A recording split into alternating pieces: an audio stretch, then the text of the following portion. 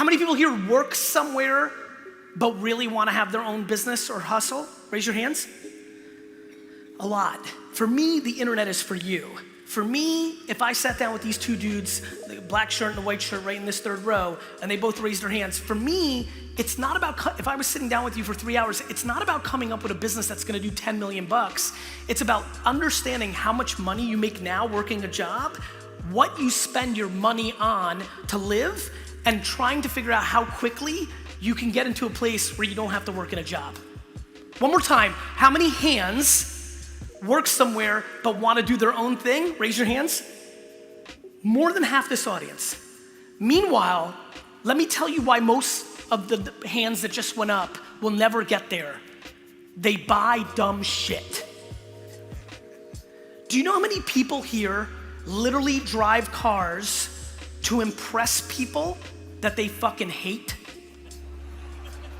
People literally going in debt or getting further from leaving the job they don't like to do something that will make them happy because they have to buy a certain car that has a logo that impresses people that they fucking despise. Do you understand how fucked up that is? Do you know how many people here live in homes where they don't use more than half the rooms in the house? Like, we are so fundamentally in a vortex that makes no sense that I am unbelievably passionate understanding how much money you make and what you can do to get off of it. But the problem is, again, people are doing so many things to keep up with the Joneses, to make it look like they're successful, to appease their parents, and a million fucking other things that have nothing to do with themselves.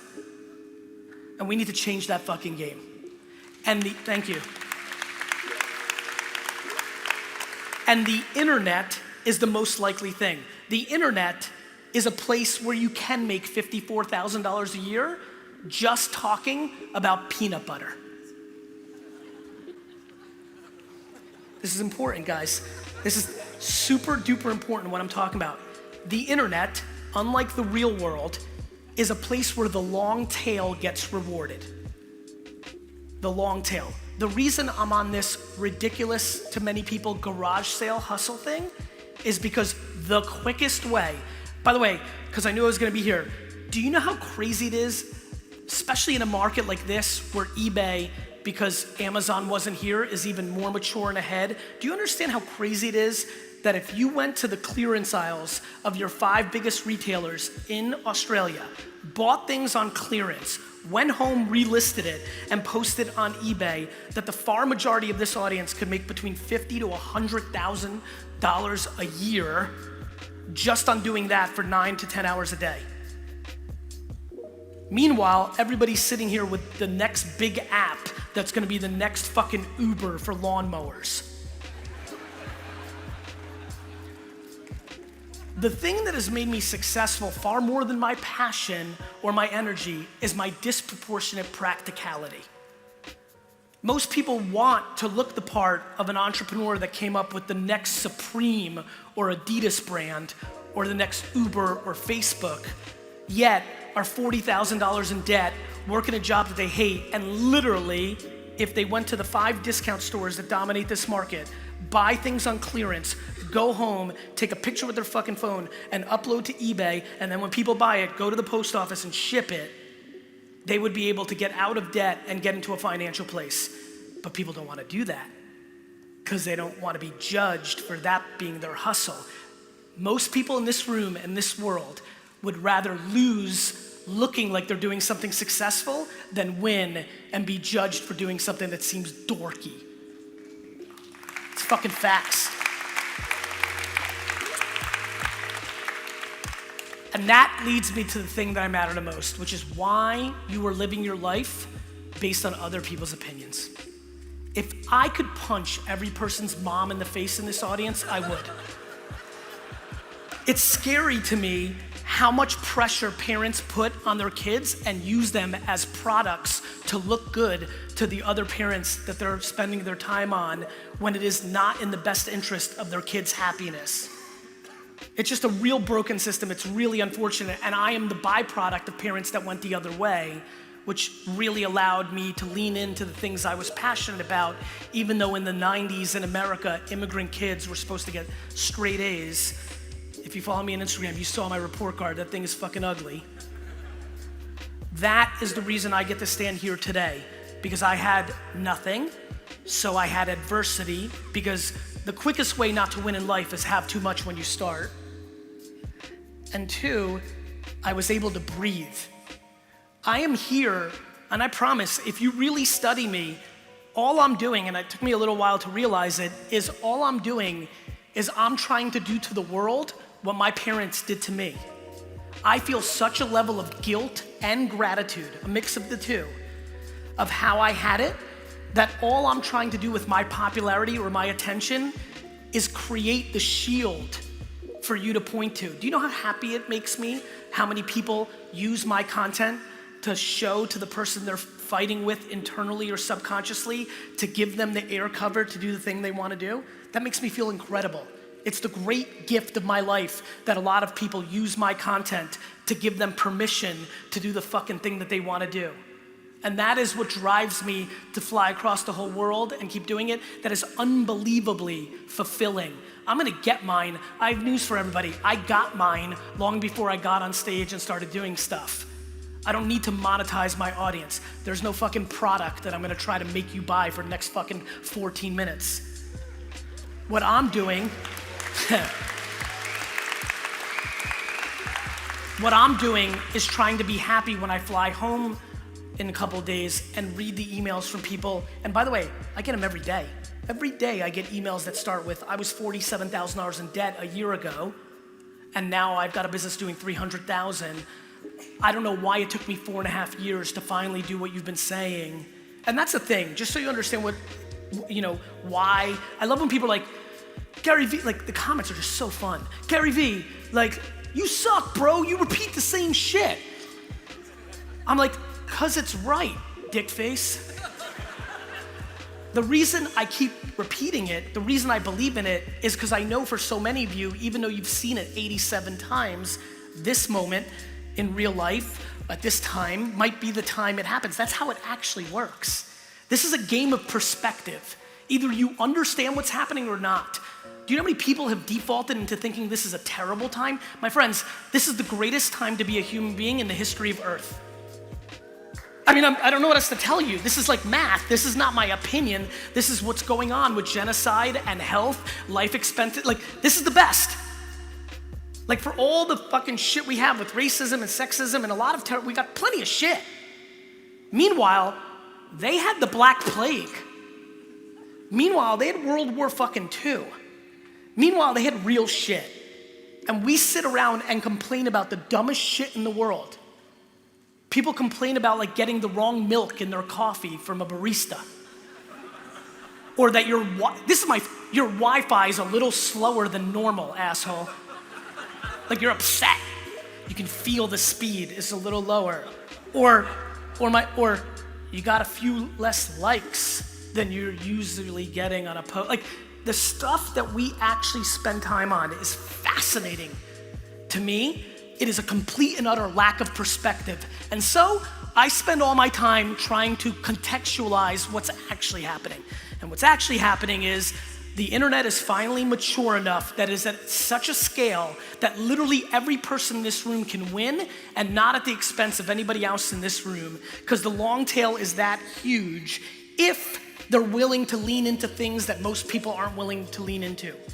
Humility. Getting quiet in their head from everybody else's judgment. Patience as fuck.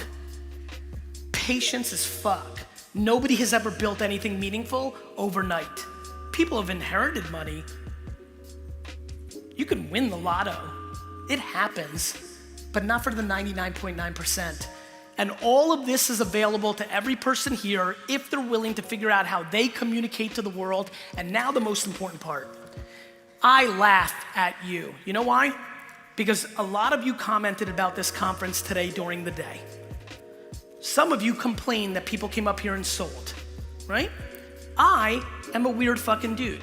I decided to look at everybody here who complained about people up here to sell, and I decided to audit their social media profiles, their Facebook pages and Twitter accounts.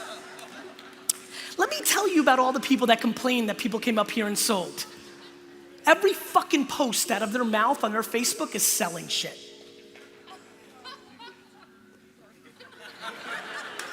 It's fucking funny.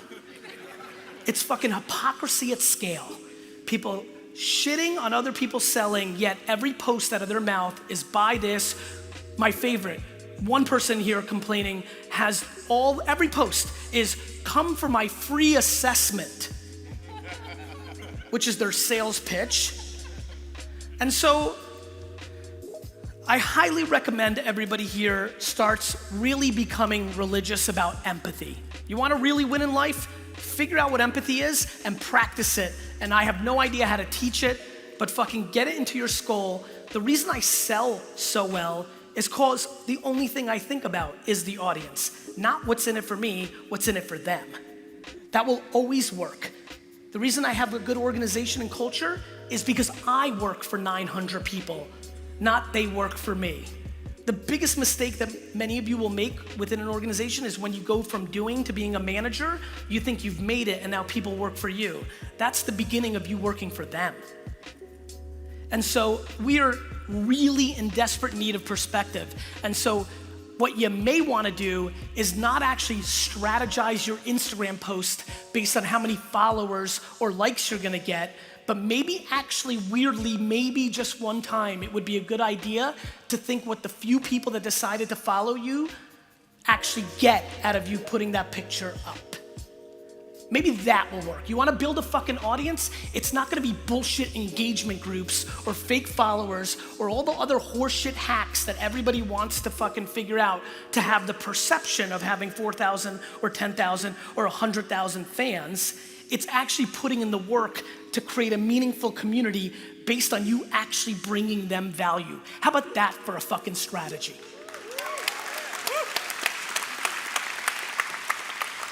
And another thing while I'm on that, for so many people that are complaining that they don't have a big enough audience, how do you have the audacity to wish for more fans when you don't go into your own comments, when you only get 17 of them and reply to the people that are already part of your community?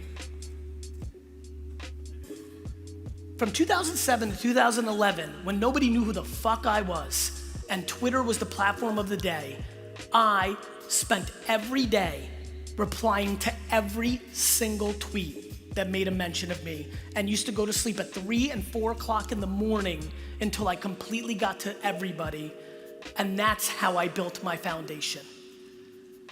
People want the glitz and the glamour and the caviar, but they're not willing to eat the shit. Period. If you don't understand how this actually plays out, there is no fucking shortcut. There's no hack, there's no tip, there's just the work. My favorite are the fitness influencers on Instagram. They figured it out in fitness. They eat well, they work out every day, they're so disciplined, yet for their business or their social media following, they're looking for the fucking shortcut. The shit they make fun of that people do in health, they're doing in social and in business. It's cliche, I see it every day. My friends, please understand what I'm about to tell you. Social media's golden era will go away. Just like search engines' golden era went away and email's golden era went away. Everything we're talking about right now is in the prime of its career. The prime, like an athlete or a supermodel, at the apex. Over the next decade or two, it will lose its throne. Most likely, in my opinion, to voice devices like Alexa and Google, which are gonna steal our attention because of the level of convenience it brings to our lives. But visual is always gonna play, and it will always have a place, just like email, not as good as it was in 1997, but still an outrageously effective way to sell and market even to this day. It's not like it's gonna die, it's just not gonna be as fucking awesome as it is right now. You're sitting here, if you're at this conference, you're paying attention to what I'm saying.